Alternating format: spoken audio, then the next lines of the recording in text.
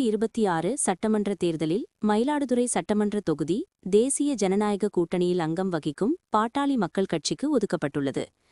இதையடுத்து அக்கட்சியின் மாவட்ட செயலாளர் சித்தமல்லி பழனிசாமி வேட்பாளராக அறிவிக்கப்பட்டுள்ளார். வேட்பாளரின் அறிமுகக் கூட்டம் மயிலாடுதுறையில் உள்ள தனியார் திருமண மண்டபத்தில் இன்று நடைபெற்றது.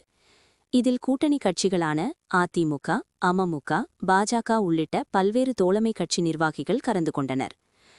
இந்நிகழ்ச்சியில் அதிமுக மாவட்ட செயலாளர் பவுன்ராஜ் வேட்பாளரை அறிமுகப்படுத்தி வைத்தார்.